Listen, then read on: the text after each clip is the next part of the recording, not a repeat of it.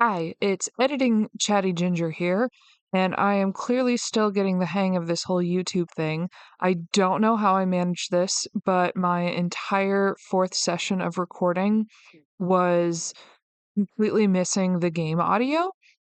I will have to figure out how to not do that next time.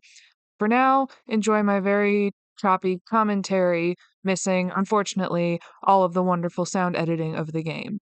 And hopefully, I will fix this in my next recording, and we'll probably have better audio for the second half of this video. Thank you for your patience.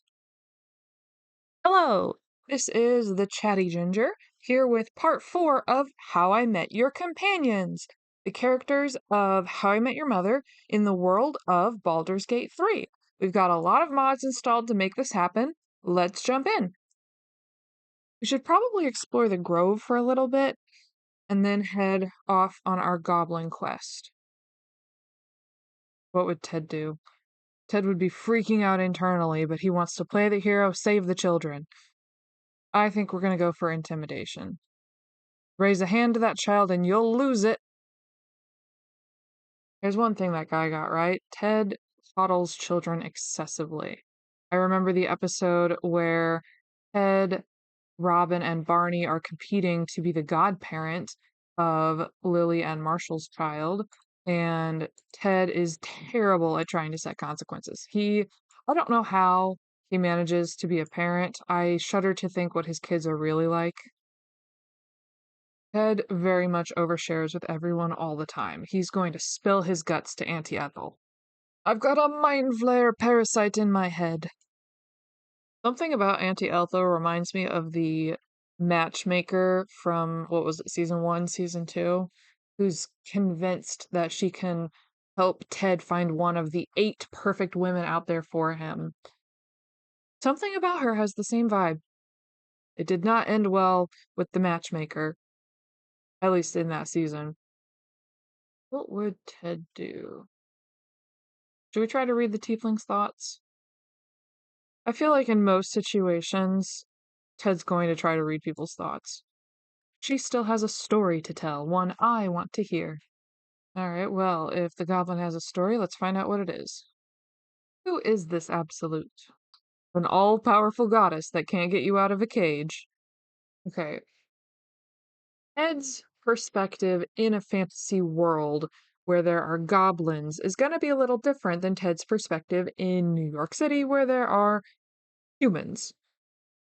So would Ted decide to take pity on and treat the goblin as a person and help the goblin escape, but risk pissing off the entire camp of tieflings and druids? Or would he double cross the goblin? Now, Ted loves to play the hero, but we all know he's not above a little self serving action occasionally, and there are a few episodes in which he is simply a jerk. I do think that this is a situation where he is not about to put his hide on the line for one goblin. You told me what I need to know, I'll find the priestess myself. Well, I'm not going to trust a goblin. Or rather, Ted's not going to trust a goblin. But we did get some interesting information about a goblin priestess. What about the children? Did we talk to the children? Oh boy, do I have a story for the children. These are all too short for Ted. His stories have to be at least, 9 years long. I wonder how I Met Your Mother would benefit from a dragon. It would certainly make for a more interesting story to tell the kids. This is one of my favorite cutscenes in the game. But as it's a very long scene that is mostly involving music, I think I'm going to have to let you play the game yourself to find it. And kids, that's how I met my local lesbian. I'm Ted Mosby, slayer of monsters, teller of tales, savior of you. The pleasure's mine. What other sitcoms or TV shows have the same, vibe as How I Met Your Mother? I've watched Big Bang Theory, which I think comes close, but I don't love its lack of female main characters. Like, Penny and the girls are great, but they don't have the same presence, I feel, as Robin and Lily do in How I Met Your Mother. I'm not really sure what other shows would have that same feeling. I have tried Friends, and it felt, I know this is like sacrilegious because Friends came first, but it felt too much like How I Met Your Mother for me to really get into it. I've thought about trying again. Are there any fans of both out there that think like I should really get into Friends, or is it basically the same show? Let me know. The first time I played this game, I found the lair down here before I talked to any of the kids. I don't remember how I managed that. And I thought Mole was a little old lady, and she was definitely mad at me for trespassing. Now, Barney would be very impressed with this kid, but Ted is going to want to set her on the right path. Someone should really teach these children some manners. Onward to our adventure. Shadowheart and Lae'zel do have a lot in common at the core of it, which I suppose is why Robin and Lily are going to make such good friends. We are well on our way to Marshall and Ted's best friendship at medium approval. We'll just need to work on the other members of the gang. Looks like we never unlocked Withers, so let's go check out the most classic D&D location in Act 1 of this game. I think that ship's an invasion force. Run while you can! Alright, we've talked our way through the first obstacle. Yes, it's me. Let me in. Ah, yes, coin collector Ted. I'm sure he'd take quite the interest in soul coins. Spooky, scary skeleton. Withers! Alright, do we want to reclass anybody? Barney being a rogue and a charlatan, I mean, what else can you ask for? Marshall being a warlock, I'm not sure that fits. Let's reclass Marshall. What do we think makes the most sense for Marshall? I think a monk would make a lot of sense, the hand-to-hand combat element. Could be a ranger. He's from a small town, and I think he'd be pretty in touch with his countryside. As a lawyer, he does a lot of book learning, so a wizard would make sense. But I think I'm going to go with monk specifically for a certain subclass. All right, subclasses. Now, this show has at least one scene in, if not every episode, almost every episode, set in a specific bar that we all love, McLaren's Pub. So, considering the amount of beer consumed on this show, I think it only makes sense that Marshall Erickson, if he's going to be a monk, take the way of the drunken master. I think what's next is to just head west and see what happens.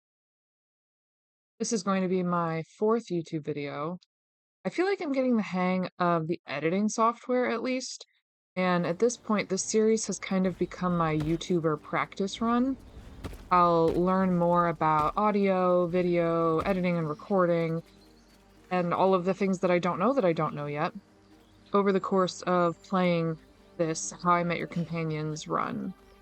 So that hopefully by the time I finish the game, I will have a much better grasp on what I'm doing as a YouTuber and can figure out what I want to do next from there.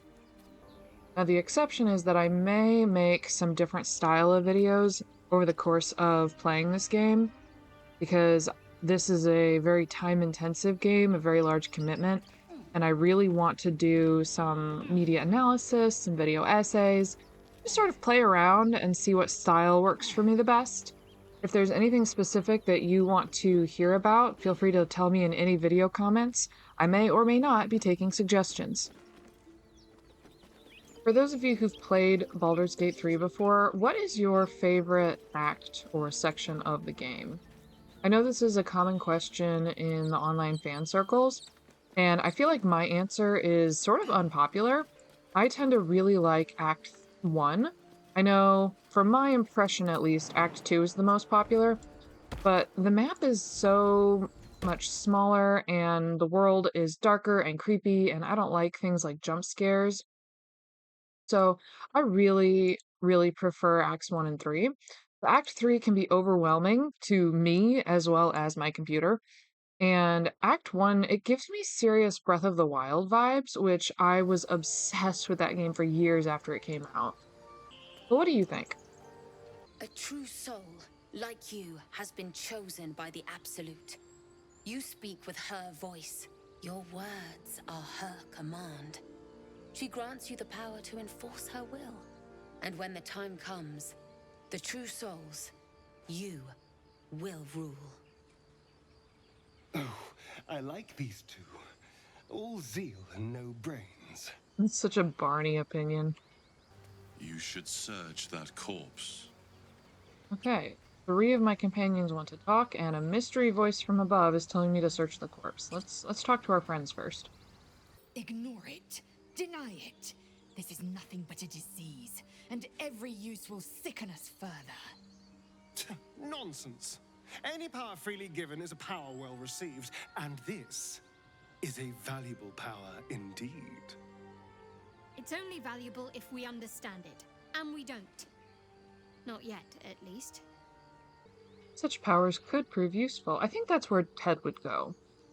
I mean, sometimes he's a cautious guy, but in this situation, I think that he's going to side with Barney. It might be to his detriment, but I think he's going to side with Barney. My point exactly. I'm so glad you agree.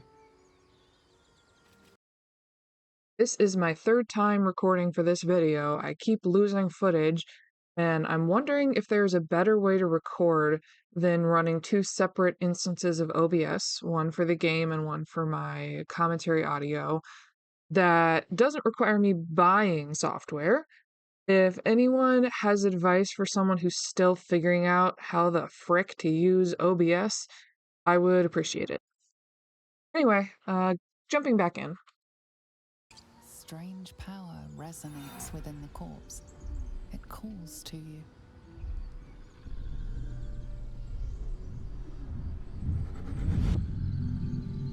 Your limbs move of their own accord.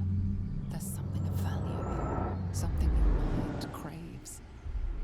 Why let its host's memories go to waste? The tadpole has absorbed it all. Its experience could nourish you, strengthen you. This would freak Ted out. He's definitely gonna fight it. And fail miserably. I'm really stingy with my use of inspiration. I like to save it for the really important dialogue checks for character development and story progression.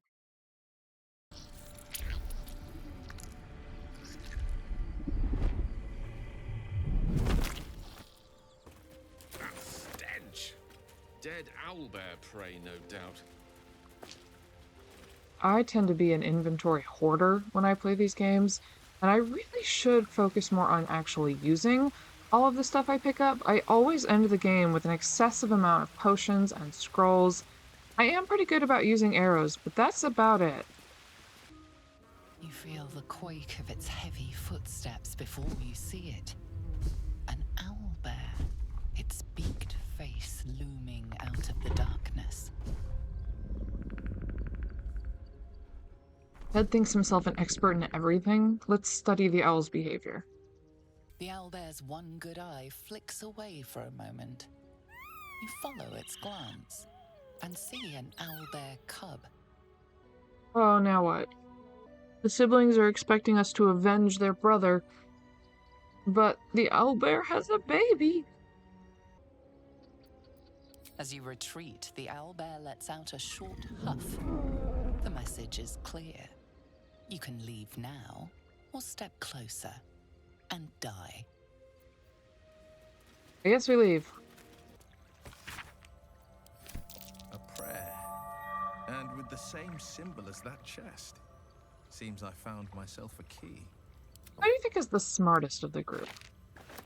I feel like it has to be Marshall, the studied lawyer, but he makes some pretty dumb choices. Of course, everyone makes some dumb choices from time to time.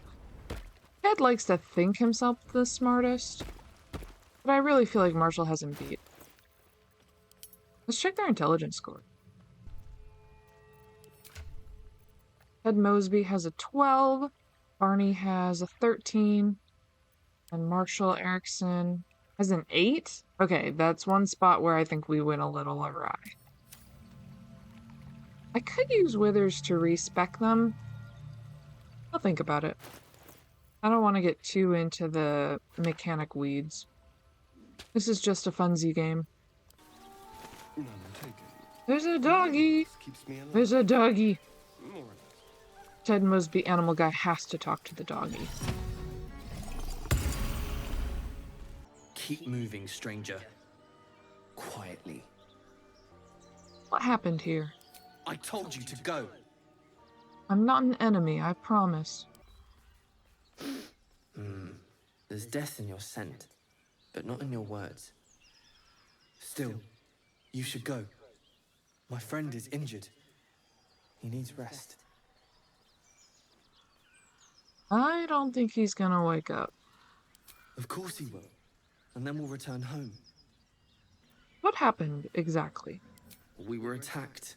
With cackling, furry things on 2 legs. And their smell, it was strange, rotten, evil. You know the creatures he describes. Gnolls. What's your name? He calls me Scratch. You can do the same. Alright, Scratch, come travel with me. No, I won't leave him. Well, if he doesn't wake up, follow my scent to my camp. If it comes to that, I may. Thank you. I love playing this game solo. And I love the story progression, I love the role play, I love unlocking cutscenes with the characters. Even when I've seen them 10 times before, I still really enjoy that. The one thing that I haven't found myself to enjoy a lot is multiplayer. I'm wondering if anyone has tips on how to better enjoy multiplayer in this game. When you're in multiplayer in this game, it's, multiple people wandering around the world, interacting with the characters, discovering things in the map.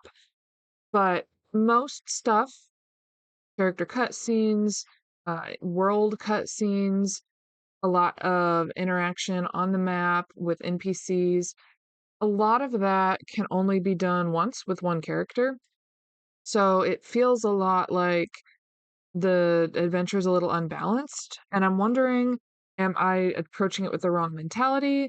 Is this game just not very good for multiplayer if you're trying to focus on story progression and character growth? How do you guys play multiplayer? And do you play mostly a group of tabs, or do you assign companion characters to the people playing? How many people do you usually play with when you play multiplayer? For those of you who play multiplayer regularly or really enjoy the multiplayer mode, let me know. Get over there! Surround them like! I know you're there. Show yourselves. You spotted us. Good. It's like they say. No fun in skewing a pig what doesn't know he's cooked. Curious. I had the same thought when I saw you. That's supposed to be a threat. Got a set on you, all right? Almost makes me like you. Almost.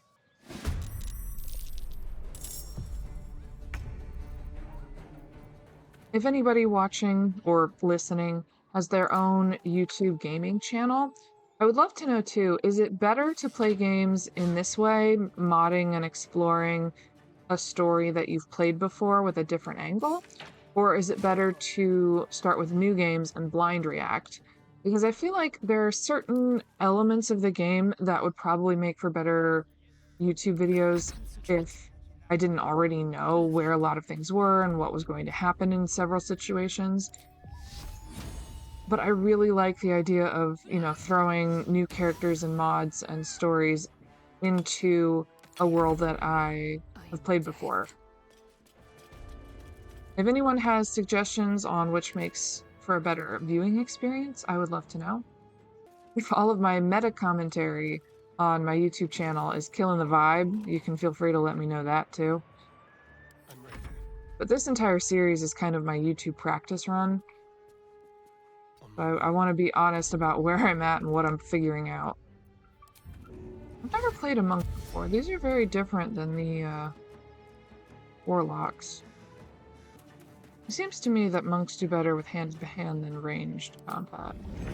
Alright, back to what we were doing.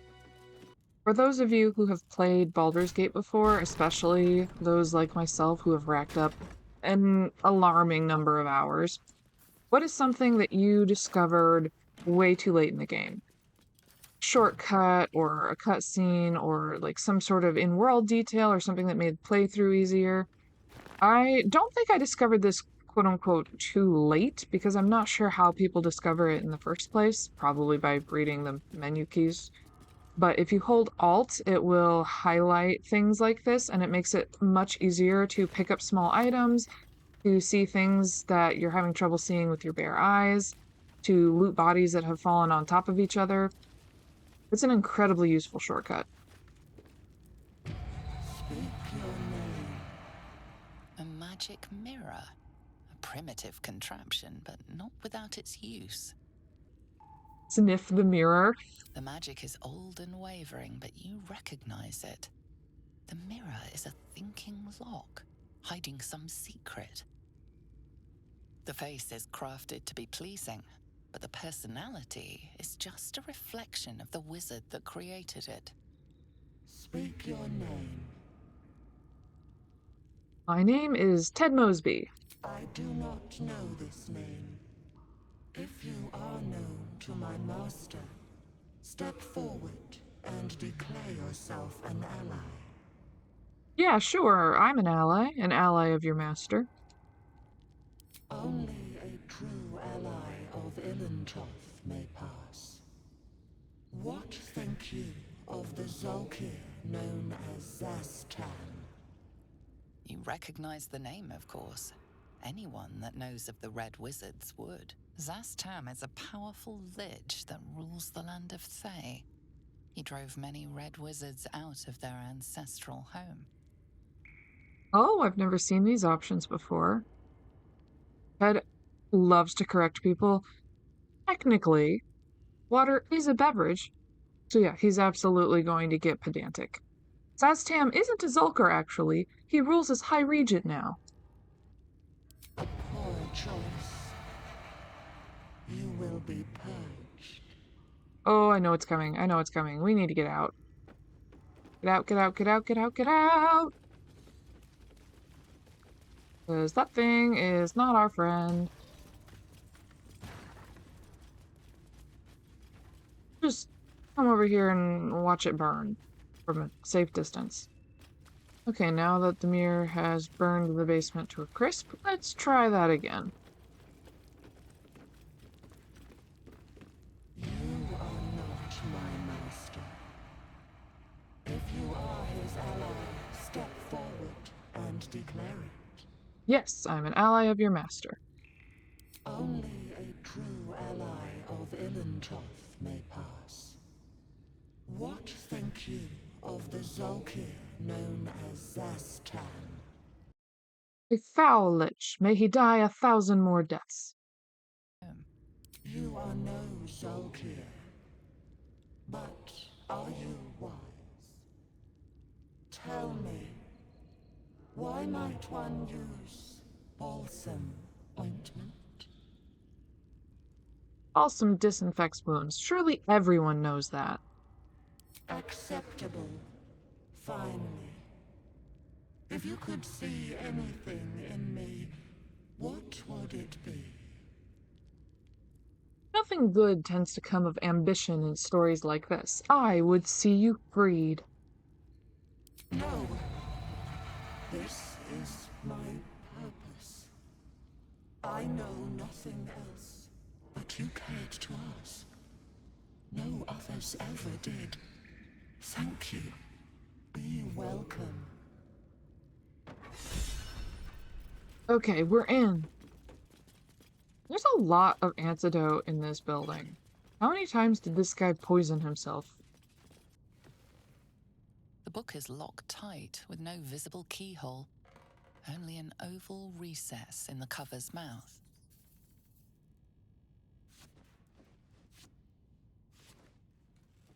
You try to examine the book, but the longer you stare, the more those piercing amethyst eyes draw you in. You've seen similar books in wizards' libraries. A tome on Thayan magic, a rare and expensive find.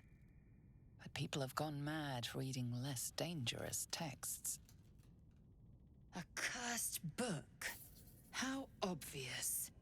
Whoever opens it deserves the fate that befalls them. That looks terribly heavy. Why don't you let me carry it for you?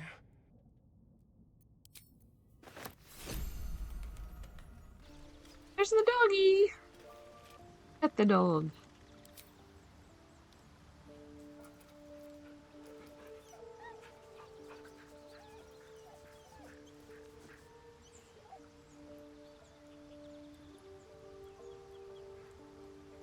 Pet the dog again.